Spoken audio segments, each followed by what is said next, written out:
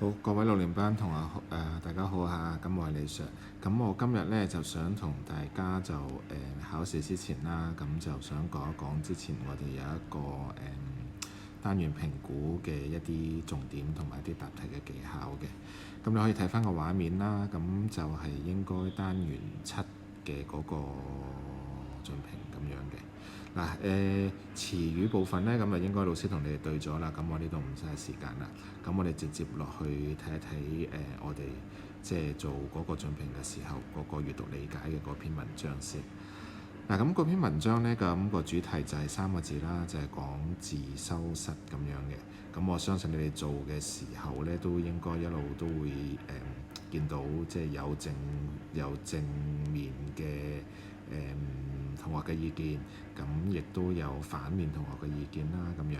咁有2條題目咧，就想喺呢度特登要同大家分析一下嘅。嗱，首先就係第7題啦。嗱，佢就問一句嘅即係嗰啲題目啦，就一句就話為什麼就表示自己溫習嘅時候咧就不挑地方啦。咁佢呢個句子咧就唔算太長啦。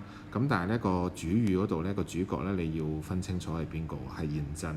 咁跟住咧就係溫習就不挑地方啦。咁呢幾個咧就即係呢幾個字咧都係提你點樣去揾嗰個答案嘅。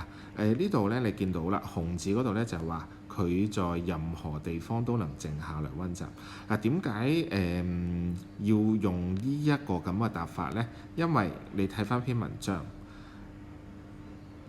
由尾二嗰段啦，對於這2種不同的觀點，咁現真咧嗱。咁我哋一睇個名咧就知道出咗我哋個主角出嚟啦。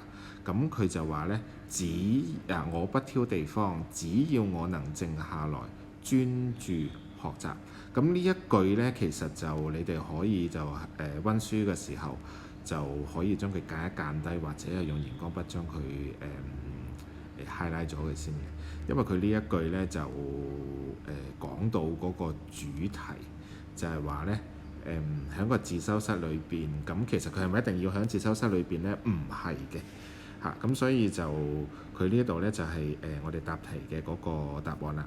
佢喺唔好意思啊，佢喺任何個地方都可以靜翻落嚟溫習咁樣嘅，好冇嚇？咁跟住呢，就係一個開放式嘅題目啦，就既有好處也有壞處。咁其實呢一類型嘅題目呢，就基本上閱讀理解就做嗰啲文咧就一定會有嘅。咁所以咧你同意又得，唔同意都得。咁但係你講咗嗰個你嘅立場之後咧，你見唔見到後邊佢有一句啊？是結合本文內容加以説明。嗱，咁你就算係有同意唔同意，咁你都要有少少嘅補充俾改卷嘅老師睇到嚇。咁冇話一定要同意或者唔同意嘅，你睇下我哋嘅嗰個建議答案，你同意亦得，你唔同意亦都得。但係呢一類型嘅題目呢，呢一類型嘅開放式嘅題目呢，你就一定就需要加以説明嚇。即係你喺課文裏邊揾到一啲亦得，咁你其實自己可能有啲嘅例子，我想補充埋落去，亦都得。